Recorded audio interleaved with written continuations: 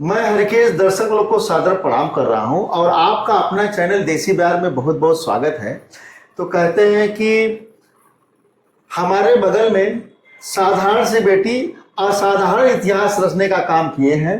कहते हैं कि जिनका हौसला बड़ा होता है तो शायद मजबूरियां उसके आगे छोटी हो जाती हैं, हालात उसके आगे छोटी हो जाती हैं। तो मेरे ठीक बगल में जो बेटी है, इस माँ मिट्टी, इस गांव की गलियों से पली बड़ी बेटी आज हमारे आपके लिए कहीं न कहीं पूरे जिले के लिए, क्षेत्र के लिए और हमारे प्रदेश के लिए कहीं न कहीं गौरव का काम किए हैं। और इन्होंने यूपीपीएससीएस एग्जाम में खंड विकास अधिकारी के पद पर चयनित हुए हैं। तो कहीं न कहीं आज इनके चयनित होने पर हम सभी क्षेत्रवासी, जनपदवासियों का सीना गौरव से ऊंचा हो चुका है। तो सबसे पहले इस बेटी का सम्मान करता हूं। ये आपकी माता जी हैं और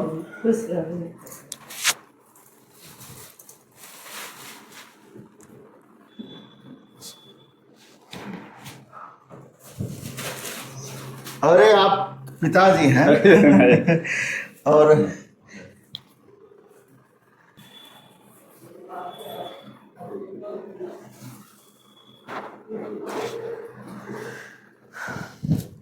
अरे आप खाइए, देखिए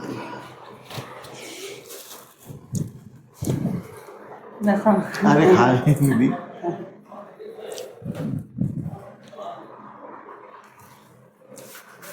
तो कहते हैं कि जब मंजिल की अगर अपने अंदर एक लगन होगी और जीवन में कुछ करने का उद्देश्य अगर मन में ठाना होगा तो हमें नहीं लगता कि इस शहर में कोई भी मंजिलें अपनी अधूरी हो सकती हैं।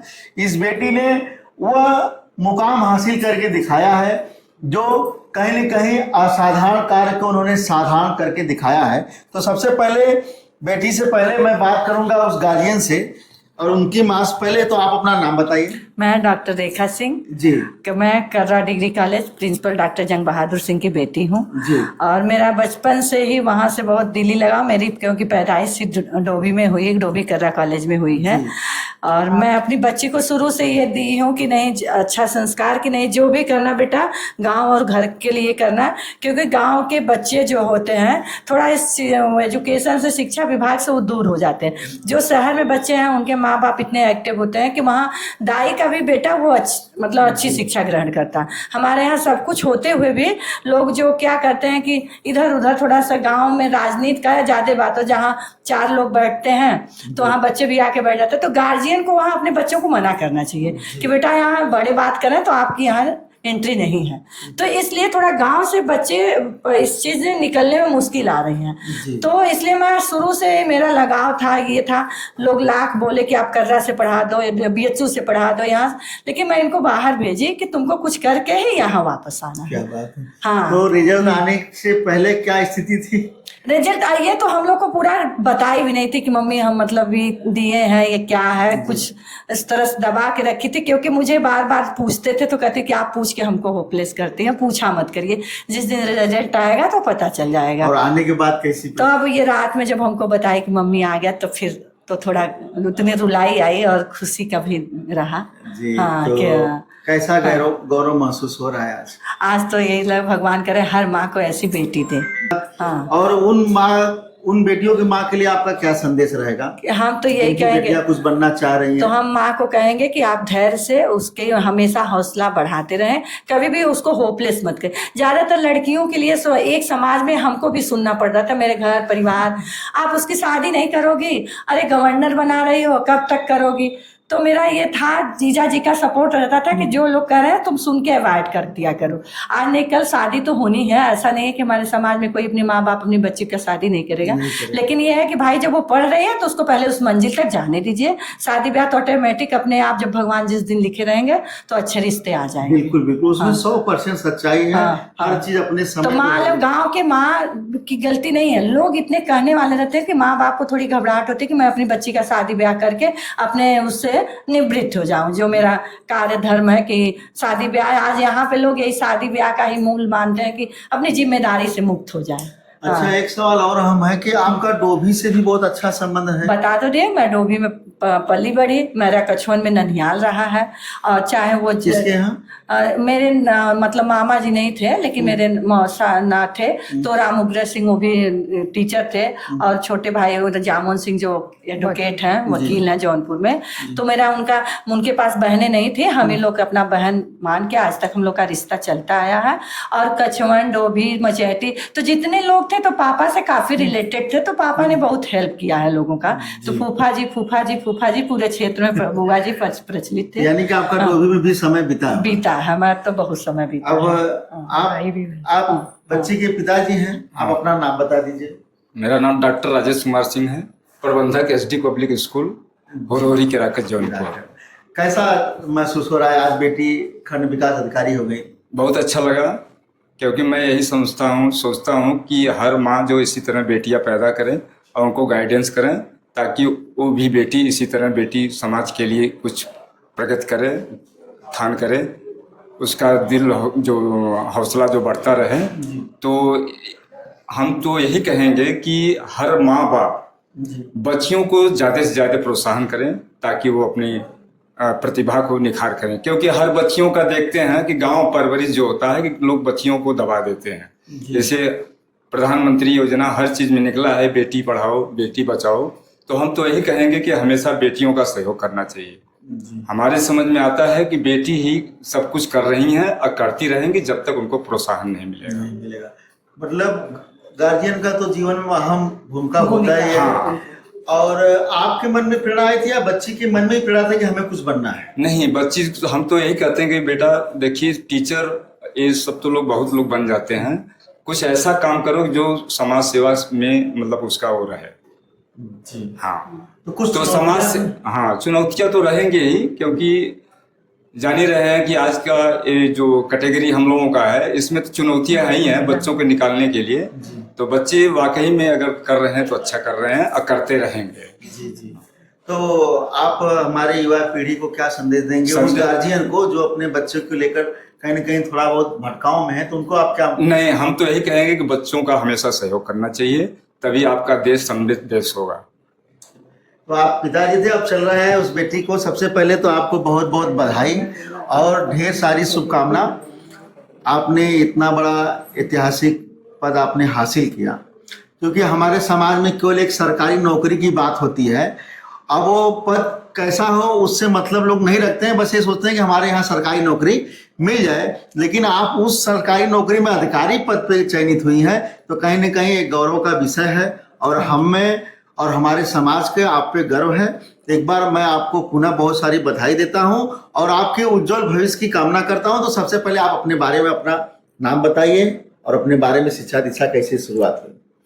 मेरा नाम राजिता सिंह है जी। और मेरी प्राथमिक शिक्षा तो यहीं से हुई है, एसडी पब्लिक स्कूल से। पापा प्रबंधक हैं। इसके बाद उस टाइम हमारे स्कूल का एफिलिएशन नहीं था, तो मैंने आगे इंटरमीडिएट के लिए संत अतुलानंद रेजिडेंशियल एकेडमी में जाके पढ़ाई की थी। जी। फिर मेरा इंजीनियरिंग में हो गया था, तो मैं बीटेक करने दिल्ली चली गई थी और फिर मास्टर्स किया वहीं से मैंने। जी। फिर वहीं बचपन से था कि मुझे करना है, इस फील्ड में आना है, सोशल सर्विस के लिए। सिविल सर्विसेज मेरे दिमाग में रहता था। जी। जैसे कि आप देख सकते हैं कि मतलब विदेशों में सोशल सर्विस के और भी तरीके हैं, एनजीओ है ना, और बाकी चीज़ों से लोग थ्रू मीडिया भी सोशल सर्विस कर रहे हैं, जैसा कि आप कर रहे हैं। लेकिन हमारे साथ क्या है कि अभी भारत में एनजीओ उस तरीके से लोगों को पता नहीं है, गाइड कैसे इजीली नहीं है। तो सोशल सर्विस का एक ही माध्यम दिखता है कि हाँ, हम सिविल सर्विसेज में आए और उस तरीके से हम सोशल सर्विस कर पाएं। और दूसरा पॉइंट ये था कि लड़कियों को देख के ज्यादातर मैंने बचपन में ही देखा कि हाँ, लड़का ये बन गया वो बन गया। लड़कियां थोड़ा, ऐसा मैं नहीं कह रही हूँ कि नहीं निकालती हैं, लेकिन थोड़ा कम निकालती हैं। तो मुझे बस, मेरी मम्मी भी अध्यापिका रही हैं, तो मैंने देखा है कि जब माता पिता दोनों शिक्षित होते हैं और माता जब ज्यादा शिक्षित रहती, मतलब वो शिक्षित होती हैं, तो वो एक अलग सपोर्ट मिलता है, लड़कियों को भी मिलता है।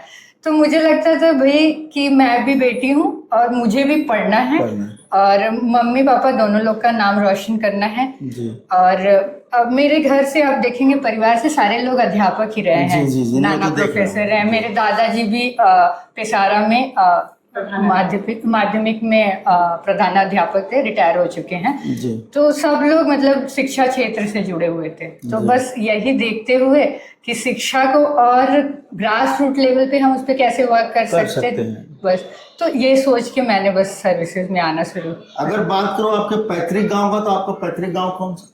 मेरा पैतृक ग्राम यहाँ पांडेपुर उमरी में है। ये पिसारा के पास पड़ता है। जी। गौरवासा इंटीरियर है। तो जी। इंटीरियर है। काफी वहाँ बहुत लोग नहीं जानते होंगे नहीं इस जानते ग्राम होंगे। के बारे में। साधन सुविधा जी। भी कम थी। और वहाँ पे भी मम्मी की पहली पोस्टिंग जब हुई थी तो उसी गांव में हुई थी। तो मैं वहाँ के भी प्राइमरी स्कूल में बोरा लेके कुछ समय के लिए पढ़ी हूँ, भैरसिंहपुर करके है। हाँ बिल्कुल बिल्कुल, मिड डे मील का मैंने खाना भी खाया है। मम्मी के साथ जाती थी, मम्मी की बहुत पहले ही नौकरी लग चुकी थी। जी, तो जी, जी। मैं सारे प्राइमरी स्कूल में मम्मी ले जाया करती थी। लेकिन ये है कि इंग्लिश मीडियम मम्मी को ऐसा लगता था कि वो लोग थोड़ा पीछे रह गई, क्योंकि अंग्रेजी माध्यम और मिलता तो और जी। अच्छा रहता, तो इसलिए उन्होंने सीबीएसई के लिए। तो ये बचपन से मन में प्रेरणा थी कि हमें कुछ करना है? हाँ, बिल्कुल 4-5 बिल्कुल, साल की क्योंकि मैं आती भी थी यहाँ केराकत के एसडीएम से भी मैं मिलती थी, मिली थी। तो ही मेरे मन में प्रेरणा आई थी कि एसडीएम एक पद होता है जी। जो मतलब तहसील में होता है। फिर इस तरीके से सिंह इस समय डीएम जी, बन जी, गए। जी। तो उनसे बचपन में ही मिली थी। जी, तो जी। बोली कि मम्मी मुझे भी ऐसा जी। बनना है। ले लीजिए, हाँ जी। हाँ मुझे भी ऐसा बनना है। तो ये छोटी सी थी तो मैं इससे मिलवाती थी। मेरा एक था, जैसे मेरे फादर हम लोग को बड़े बड़े लोगों से मिलवाना, कभी हमको लड़की समझ के नहीं रखे वो। जी। उस जमाने में भी जब हम लोग के समय में लड़कियां कम निकलती थी, लेकिन तभी पापा कोई भी आता था तो बोलते थे कि चाय ले आओ, पानी ले आओ। तो मम्मी कहती थी कि एकदम सिर पे चढ़ा के रखे हैं। जी, जी। लेकिन हम वही चीजें मेरे दिमाग में था, क्योंकि मैं पंडित नेहरू और इंदिरा गांधी को देखती थी कि पंडित नेहरू हमेशा इंदिरा गांधी को अपने साथ रखते थे। जी, तो मैं अपनी अच्छा। बेटी, हाँ, तो राजिता को मैं अपने साथ लेके हमेशा, जैसे बस में भी चलते थे तो इसको A for apple, B for, मतलब इसको रटाते चलते थे। तो ये मेरे में था, ये शुरू से मेरे साथ। और ये कक्षा 8 तक तो सही कहिए तो इस स्कूल में पढ़ी, और प्राइमरी स्कूल इनके बाद दादा का पिसारा में था, तो वहां से भी इनको मतलब अटैच हिंदी का भी इनको हम ज्ञान बहुत करवाए। जैसे 1-2 पहले 1-2 लोग सिखाते थे, मैं इनको 1-2 का ज्ञान करें। 80-89 क्या है, 69 कहते हैं ना कि हाँ। पूत का पाँव पालते ही पता चल जाता है हाँ। कि सपूत होगा कि हाँ। कपूत होगा। हाँ। तो क्या आपको बचपन से इनमें वो भाव दिख रहा था? हाँ, क्योंकि इसको हम जो सिखाते थे, जो बड़ा हम यहाँ छोड़ देते थे तो ये पढ़ी रहती थी। कभी मतलब ये हमारे बच्चे, ये क्या मेरी छोटी बहन, कभी हमारे बच्चे मेरे लिए परेशान नहीं, रोए नहीं कि मम्मी हमको छोड़ के चली जा रही हैं। और नाना की परवरिश में ये लोग ज्यादा रहे हैं। जी। हाँ। तो कठिनाइयाँ क्या क्या है इस सफलता के पीछे? कठिनाइयाँ बहुत थी, क्योंकि एक्चुअली हम लोग मम्मी पापा दोनों लोग काफी सामाजिक जी, थे। तो जी। लोगों को ये पता रहता था कि इनकी बेटी हाँ, बाहर है और तैयारी हाँ, कर रही है। और लोगों का एक ही प्रश्न रहता था कि नौकरी नहीं कर रही है। और मेरा उत्तर ये होता था कि मुझे नौकरी ही सिर्फ नहीं करनी है, जॉब तो मिल जाएगा, क्योंकि मेरा बीटेक बैकग्राउंड था। जी, तो जी। मेरे सारे फ्रेंड्स इवन दो मैक्सिको में, सिंगापुर में अभी जॉब कर रहे हैं, तो अपॉर्चुनिटी कमी नहीं थी। उन लोगों ने भी मुझे बार बार बोला कि तुम आ जाओ, अगर नहीं करना है, तुम्हारा इंटरेस्ट नहीं है, बैंगलोर से कर लो। जी। फिर मम्मी के बार बार कहने पे मैंने नेट भी निकाला, तो मम्मी का था कि टीचिंग वाले लाइन में भी। जी। तो ये सब कठिनाई मेनली बस यही थी कि लोग भटकाव बहुत ला रहे थे कि ये कर लो, वो कर लो। यूपीएससी का भी इन्होंने लिखा मेंस वगैरह 2-2 बार, तो थोड़ा रुक गया, तो मन में थोड़ा सा डर हो जाता था कि अरे बड़ा टफ है, प्री मेंस इंटरव्यू पीसीएस में बढ़ गया है। हाँ। और यूपीएससी में आप तो देख रहे हो सीट्स कम हो रही हैं, नंबर ऑफ स्टूडेंट्स बढ़ रहे हैं। तो बस ये कठिनाई मेजर कठिनाई थी। बाकी तो एज ए बेटी मुझे कभी वो चीज़ फील नहीं करने दी है कि तो लोगों ने तरह तरह की बातें की है, तो उस समय आप लोगों ने कैसे अपने को संभाला? क्योंकि हम एक चीज़ देखते हैं लोगों के बीच में, अगर बात करें सलाह की, तो बहुत सी सलाह देने वाले मिल जाते हैं। अगर उस सलाह के बीच में आपने अपने सलाह को कैसे महत्व दिया? हमको सुनते सबके थे, करते अपने कर भैया बल आपनो छोड़ पर आई आस। मैं किसी का भरोसा नहीं, क्योंकि जब मैं यहाँ एक अपना विद्यालय भी चलाती हूँ, तो जब इसमें विद्यालय को स्टैंड की, जिस गांव में स्टैंड की, लोगों ने मुझे कहा कि यहाँ को चलाना तो बड़ा मुश्किल है, लेकिन मुझे ये लगा कि नहीं, महादेवी वर्मा भी चला सकती थी तो मैं यहाँ भी चला सकती बिल्कुल, थी। क्या हाँ, बात है, बहुत हाँ, अच्छी बात हाँ, है। हाँ, तो जब कठिनाइयों में कभी कभी आप विचलित होती थी, हाँ। और ऐसा भी दौर आया होगा कि आपको लगा होगा कि यह सफर आसान नहीं है, क्योंकि ऑलरेडी आपने बीटेक भी कर चुकी थी, तो आप कहीं ना कहीं आपके फ्रेंड लोग भी जॉब में चले गए, और खास करके अगर कोई अन्य देशों में जॉब करे तो हमारे देश के लिए कहीं ना कहीं एक बड़ी बात होती है कि गर्व की विदेश बात में होती है, हाँ। तो उस समय आपने अपने आप को कैसे संभाला, और कैसे अपने आप को फिर से आपने मोटिवेट किया कि नहीं, हमें जो करना है तो करना है? नहीं, मेरे दिमाग में तो रहता ही था कि कोशिश करने वालों की कभी हार नहीं होती। और दूसरा, मेरे नाना बोलते थे कि जन्म मरण हानि लाभ और जस अब जस विधि हाथ। तो ये 2 लाइनें मेरे दिमाग में हमेशा घूमती थी कि अगर होगा मेरे जीवन में तो वो मिलेगा, और हम तब तक कोशिश करेंगे जब तक मेरे अंतरात्मा से वो आवाज आना बंद नहीं हो जाएगी कि अब छोड़ दो। तो वो हमेशा आता था कि नहीं, तुम कर सकते हो, अभी थोड़ा सा 0.25 तक मेरा रुका है। तो अब वो चीजें हैं कि वो किसी को बिलीव नहीं होगा कि अच्छा 0.25 से क्या हो सकता है, 0.33 से क्या हो सकता है। लेकिन अब मैं मार्कशीट लेके तो घूमती नहीं किसी नहीं, को। नहीं, नहीं। तो मुझे लगता था छोड़ो, मुझे पता है ना मैं कहाँ मिस हो रहा है मेरे से। तो आप यूपीएससी का भी एग्जाम? हाँ, दिया है मैंने, मेंस भी दिया है। कहाँ तक? मेंस तक दिया है मैंने, इंटरव्यू उसमें नहीं क्वालिफाई हुआ है, मेंस हुआ है मेरा उसमें 2 बार। जी जी। लेकिन एक बात बड़ी अचंभा हो जाती है कि एक साधारण, हम लोग साधारण परिवार ही अपने मानेंगे, और खास करके गांव से निकलकर एक बीबीओ तक बनना, ये कैसा चैलेंजिंग रहा? कुछ ऐसा भी रहा? चैलेंजेस तो आगे आने वाले हैं। जो समय चल रहा है वो आपको कभी ऐसा नहीं है कि आप चैलेंजेस के आप कम हो जाएंगे लाइफ में अगर आप पैदा हुए हैं और आपको आगे बढ़ना है, न हो न निराश करो, कुछ काम करो, जग में रहकर नाम करो। तो नाम करना है, आगे बढ़ना है, तो वो कुछ ना कुछ चैलेंजेस आएंगे। ऐसा कोई सिंपल आपकी कोई पर्सन बताइए जो एकदम फैमिली मैन है और उसके लाइफ में कोई चैलेंजेस ना हो। बिना चैलेंज का यहाँ भगवान को भी आए थे तो संघर्ष करना पड़ा। बस इस मृत्यु लोक में, इस धरा पे जो भी आया उसको परीक्षा देनी ही है। वो चाहे किस रूप में हो, चाहे जीवन संबंधित हो, शिक्षा संबंधित हो, पारिवारिक संबंधित हो, परीक्षा सबको देनी है। एक अहम सवाल ये बनता है कि इस सफलता को पाने के लिए आपके जो रूटीन था आपके शिक्षा दीक्षा का, जो आपको पूरे 24 घंटे मिले, उसमें आपका कितने घंटे समय आप किताब को देती थी? देखिए, शुरुआती दौर में जब प्रिपरेशन स्टार्ट किया था मैंने, तब तो बहुत ज़्यादा, मतलब 10-12 घंटे तक पढ़ाई हो जाती थी। लेकिन कई टाइम देने के बाद चीज़ें रहता है कि आपको अपने आप को बस कहाँ गलतियाँ हो रही हैं उनको सुधारना है। नॉलेज है, सबको है। जब जो कोई भी 3-4 साल तैयारी कर लेता है तो उससे ज़्यादा नॉलेज किसी के पास नहीं होती है। सब थोड़े से ही ऊपर नीचे होते हैं। जैसे कि अभी मेरा भी रिजल्ट आएगा तो मुझे पता चलेगा कि किस कमी के नाते मुझे मतलब एसडीएम पोस्ट नहीं मिला, तो वो तो तभी पता चलेगा। अभी तो मुझे लग रहा है मैंने अच्छा ही किया, लेकिन कहाँ कमी रह गई वो मार्कशीट के बाद मिलेगा। तो मैं इसके बाद जब रूटीन में आ गई थी तो मैं लाइब्रेरी में अपना 6 से 7 घंटे रेगुलर स्टडीज में रहती थी। हाँ, तो कुछ ऑनलाइन भी क्लासेस? ऑनलाइन क्लासेस नहीं था, क्योंकि एक्चुअली अब मेरा ऐसा हो गया था कि कई कोचिंग वाले इवन तो मेरे से ही नोट्स बनवाते थे। बोलते थे हाँ, क्या बात है। कई सर ने, तो मैंने रेगुलर नहीं ज्वाइन किया कहीं पे, क्योंकि मैंने बोला कि सर लगातार उनका एक जॉब टाइम पीरियड हो जाता है कि आपको इतने बजे से इतने बजे जॉब करना है। तो मेरे भाई बहन भी साथ में रहते थे, तो मैंने बोला कि सर मैं पर्टिकुलर टाइम पीरियड नहीं दे पाऊंगी, मैं फ्रीलांसर की तरह वो काम कर सकती हूँ कि आप मुझे दीजिए नोट्स बनाने का या पेपर बनाने का, तो मैं आपको कंप्लीट कर दूँगी। जी जी।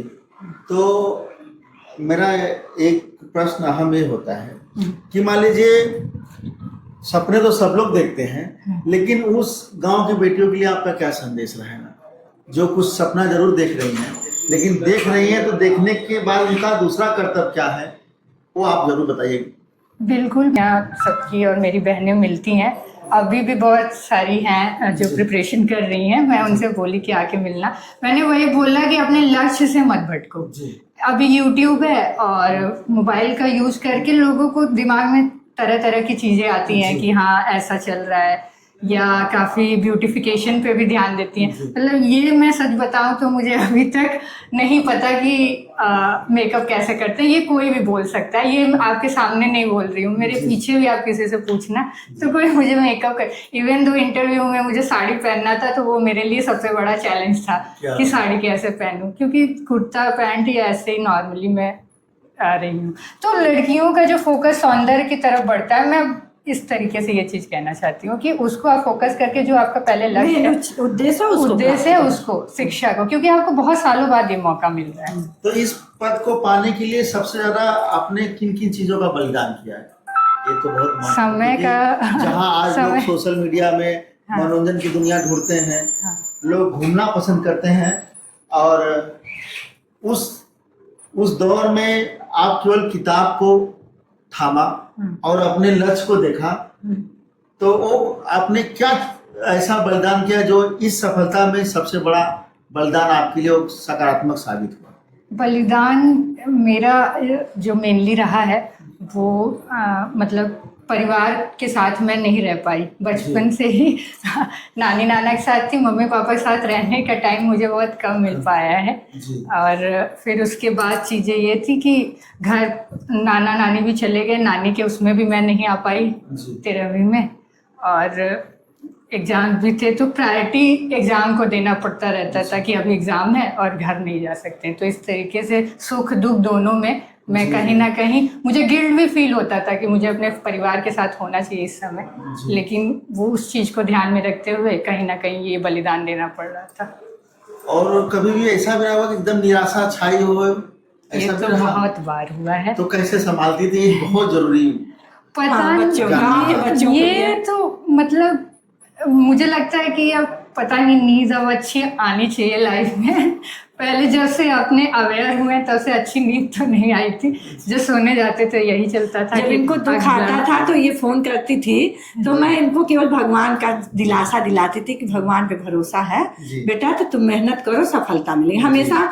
हम लोगों मतलब परिवार जैसे मैं या वो लाख मन नाराज होते थे, लेकिन फिर भगवान के सामने जाके सिर पटकते थे। भगवान को मैं विशेष, और भगवान से ये भी नहीं बोल पाते थे कि ये चाहिए, बस ये सीखे थे कि सो तुम जानो अंतर्यामी मनोरथ स्वामी। क्या बात है, क्या बस वही था, इतना ही रहा। तो क्या इस बड़े एग्जाम के लिए गांव की बेटियों को भी सपना देखना चाहिए? बिल्कुल देखना चाहिए। इस एग्जाम, इससे बड़ा एग्जाम यूपीएससी के लिए भी देखना चाहिए, UPPCS, even though SSC exams हैं, सारे एग्जाम बहुत अच्छे से हो रहे हैं, कंडक्ट हो रहे हैं। और किसी को ये नहीं सोचना चाहिए कि ये कर सकता है, ये नहीं कर सकता है, सब कोई कर सकता है। हाँ, लेकिन बच्चों का इंटरेस्ट थोड़ा देखना चाहिए, क्योंकि बच्चे का मन नहीं है तो पेरेंट्स को फोर्स नहीं करना चाहिए, मोटिवेट करना चाहिए, लेकिन फोर्स नहीं करना चाहिए कि हम उसमें सुसाइड कर लेते हैं बच्चे कि मेरे माँ बाप ने ये करें। माँ बाप को कभी ये ना, किसी लक्ष्य में बच्चे जिस दिशा में जा रहे हैं उनको उस दिशा में जाने देना चाहिए। कभी किसी पे दबाव नहीं कि नहीं तुम आईएएस बनो, तुम बीसीएस बनो। अगर तुमको है मन तब तो करो, नहीं तो तुम्हारे पास बहुत ऑप्शन है, कर सकते हैं। बच्चे बच्चियां गाँव में इतने प्राइवेट कॉलेज हैं, इतने स्कूल है, इतने शिक्षा, कहीं भी अपने जीवन को अगर करना है, बस हम बच्चियों से यही अनुरोध करेंगे, मतलब उनको एक सोच देते हैं कि बच्चियां कभी गलत कदम न उठाएं। तो क्योंकि बच्चे जब ज्यादा वो हो जाते हैं, जैसे नीट नहीं निकला, आईटी नहीं निकला, तो बच्चे सुसाइड, ये भगवान न करे किसी का बच्चा इस दिशा में जाए। मैं यही भगवान से विनती करती हूँ। मुझे भी हमेशा मम्मी यही बोलती थी, कुछ नहीं तुम टीचिंग फील्ड में आ जाना, और कुछ नहीं है तो मतलब दिल्ली जैसे शहरों में तो सोशल सर्विस के भी काफी कर सकती हो तुम बेटा, लेकिन गलत कभी कदम कुछ मत करो। उनके बाद से एक चीज अच्छा लगा कि बच्चे जिसमें उनका इंटरेस्ट हो, लेकिन इंटरेस्ट वो होना चाहिए जो सकारात्मक हो। अभी नहीं कि मोबाइल चलाना, सुरक्षित रखे, उनको भी सुरक्षित रखे। तो पहले आप लोग बच्चे का इंटरेस्ट जानिए कि वो किस जगह उसका इंटरेस्ट अधिक है, और हमें लगता है कि जिस कार्य में ज्यादा रुचि होती है वही शायद कार्य उसके लिए सरल है। गाँव की महिलाओं से मैं ये निवेदन करूंगी, देखिए हम लोग हैं गांव में, सब देख रहे हैं, क्योंकि मैं गांव के स्कूल में पढ़ाती हूँ। तो उसमें थोड़ा सा गार्जियन का, जब माँ ही बैठ के टीवी मोबाइल चलाएंगी 24 घंटा, तो ऑटोमेटिक बच्चा भी मम्मी कभी टीवी नहीं तो हम आज तक हमारे घर में हम अभी भी टीवी न्यूज भले देख लेते हैं कभी कभार, लेकिन मैं कभी न सीरियल देख पाई न कुछ देख पाई। मतलब त्याग मेरा शुरू से रहा, भले हम डिग्री कॉलेज में नहीं जा पाए, तो लेकिन मेरा जो था सपना, मैं डिग्री कॉलेज में जा सकती थी, मैं उस समय का PhD की, लेकिन जो भगवान ने जहाँ रखा, लेकिन आगे मुझे लगा कि नहीं, हम अपने बच्चों को वहां तक ले जाएंगे। मतलब यह है कि आपने जो बात कहा कि एक बच्चे की सफलता में माँ बाप को भी बलिदान देना पड़ेगा, क्योंकि बिना बलिदान का कुछ होने वाला नहीं है। और मैं एक प्रश्न आपसे और हम बनाया था कि आपको गांव में सबसे बड़ी समस्या क्या दिखती है और उस गांव में आप क्या बदलाव लाना चाहेंगे? गांव की सबसे बड़ी समस्या शिक्षा और स्वास्थ्य है। शिक्षा के नाम पे मतलब ठगी भी हो रही है, लोगों को सही शिक्षा बच्चों को नहीं मिल पा रही है। तो वो शिक्षा मतलब जो जरूरी शिक्षा है, कैसे उसका माध्यम है, ये जरूरी है। लोग कहते हैं कि यहाँ पढ़वा दे रहे, वहाँ एक ही साल तो जाना है, मतलब वो नेग्लेक्ट जो रहता है पेरेंट्स के मन में, वो नहीं होना चाहिए। और स्वास्थ्य को लेके भी बहुत नेग्लिजेंस है। थोड़ा बीमार है तो भाई आपको देखना चाहिए कि क्या है, लड़कियां हैं, औरतें हैं घर पे, उनके साथ भी स्वास्थ्य में बहुत नेग्लिजेंस होता है। तो शिक्षा स्वास्थ्य के माध्यम से, और बाकी जो विकास है, रूरल डेवलपमेंट, जिस पे सरकार भी काम कर रही है, और एक्टिवली उस पर काम होना चाहिए, बिजली, सड़क और बाकी चीजें जो है उन पे अच्छा काम होना चाहिए। अगर मैं आपकी सफलता के पीछे की बात करूं तो किसका सबसे बड़ा योगदान है आपकी सफलता के पीछे? किसको श्रेय देना चाहेंगे? भगवान को देना चाहेंगे। तो आप भगवान को देना चाहेंगी। अच्छा, माँ बाप की भूमिका कैसी रही आपके जीवन में? सकारात्मक रही है, मैंने आपको पहले भी बता दी है। हाँ। अच्छा, और आप वीडियो पद पे आप चयनित हुई हैं, तो आप क्या बदलाव, इस पद पे रहकर क्या क्या बदलाव आप करना चाहेंगे? पहले तो मैं ऑफिस में जाऊंगी और ट्रेनिंग में भी मुझे देखना है कि किस तरीके से वीडियो का काम कहाँ पे कैसे है, क्या है। और जो जितना मैंने देखा है, जैसे मैं जहाँ रह रही हूँ वहाँ के ग्राम प्रधान काम हो रहा है तो सिर्फ कागजी तौर पे हो रहा है, लेवल पे देखेंगे आप तो वो काम नहीं हो रहा है। तो मैं अपने सर्विस में इन सब चीज़ों पे बहुत बारीकी से ध्यान दूंगी कि सिर्फ स्ट्रीट लाइट लिखने पे 1000 स्ट्रीट लाइट वो है कहाँ, वो मुझे देखना है। और आप उस यूथ को क्या संदेश देना चाहेंगी जो अभी तैयारी कर रहे हैं और तैयारी करने वाले हैं और आगे कुछ करना चाहेंगे, उनके लिए आपका संदेश? यूथ जो तैयारी कर रहे हैं उन्हें पता है कि क्या करना है, तभी वो तैयारी कर रहे हैं। क्योंकि अभी शायद 1-2 दिन पहले मुझे भी ऐसे ही था, जो फीलिंग मेरी थी, सिर्फ तो एक रिजल्ट आने से वो चीज़ें बस थोड़ी सी बदल गई कि हाँ, लेकिन फीलिंग्स, एक मनुष्य की फीलिंग्स इतनी जल्दी नहीं बदलती है। तो जो तैयारी का है वो उनका जो देखने का तरीका है, वो उनको पता है कि आगे क्या करना है। सब अपना प्लान A, प्लान B सब लेके चलते हैं। तो मुझे है कि आप जो कर रहे हो हार मत मानो।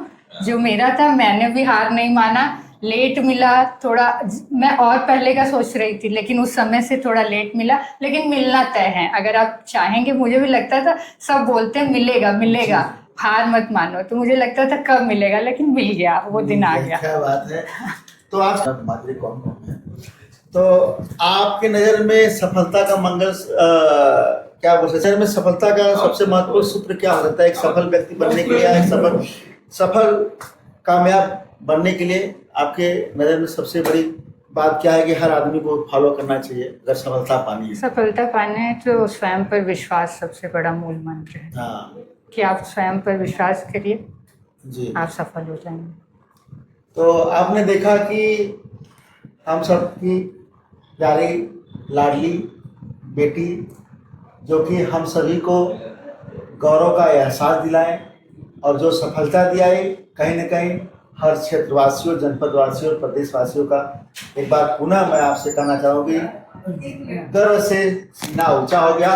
तो बच्ची से हमने बात, बहुत ही प्रेरणादायी बात की, और बच्ची ने अपनी एक बात बहुत ही बेबाकी से और बहुत ही सरलता और सहजता से उन्होंने हमारे एक बातों का जवाब दिया। तो देसी बार चैनल इस होनहार बेटी का सदा आभार प्रकट करेगा, क्योंकि यह बेटी ने जो मुकाम हासिल किया अपने तो किया और बेटियों को इसने हौसला देने का जो काम किए, क्योंकि आप लोग देखते हैं कि बिना हौसला अफजाई से शायद कोई कार्य सफलताएं सिद्ध नहीं हो पाती है। तो ये बेटी कहीं न कहीं हमारे उस युवाओं के लिए प्रेरणा का स्रोत बनेगी, उस हमारी बेटियों के लिए प्रेरणा के स्रोत बनेगी, उस हमारे युवा भाइयों के लिए बनेगी जिनके मन में केवल सोच तो रहे लेकिन कुछ करने के लिए हिचक रहे हैं या समय लेना चाह रहे हैं। तो मैं आपसे यही कहूंगा, इस बच्ची से बात करने के बाद मुझे यही मालूम हुआ कि जिंदगी में सफलता पानी हो तो आप तमाम नकारात्मकताओं चीजों पर ध्यान न देते हुए सिर्फ आप मंजिल को देखिए, रास्ते में मत देखिए, क्योंकि कभी भी किसी भी मंजिल पे जाने के लिए ऐसा कहीं रास्ता नहीं बना हुआ है जहां आपको केवल समतल मिले। ऐसा नहीं है, समतल भी मिलेगा, टूटा भी मिलेगा, गड्ढे भी मिलेंगे, कांटे भी मिलेंगे, तमाम चुनौतियां मिलेंगी, लेकिन उन सब पे ध्यान न देकर सिर्फ ध्यान देना है जो हमें पाना है। तो मैं आप लोगों से निवेदन करूंगा कि आप लोग भी अपने जीवन में मेहनत करिए और जैसे गौरव इस बेटी ने हम लोगों का बढ़ाया वैसे आप लोग भी बढ़ाइए। तो बहुत बहुत धन्यवाद। जिस किसी को भी यह वीडियो प्रेरणादायी लगेगा और इससे आपके जीवन में कहीं ना कहीं बहुत कुछ देखने को मिलेगा, तो कृपया आप लोग अगर चैनल पर नए होंगे तो आप लोग चैनल को सब्सक्राइब कर दीजिएगा और इस वीडियो को आप लोग अधिक से अधिक शेयर कर दीजिएगा ताकि उस बच्चे के पास पहुंच जाए जो कुछ जिंदगी में करना चाह रहा है। तो बहुत बहुत धन्यवाद। Thank you.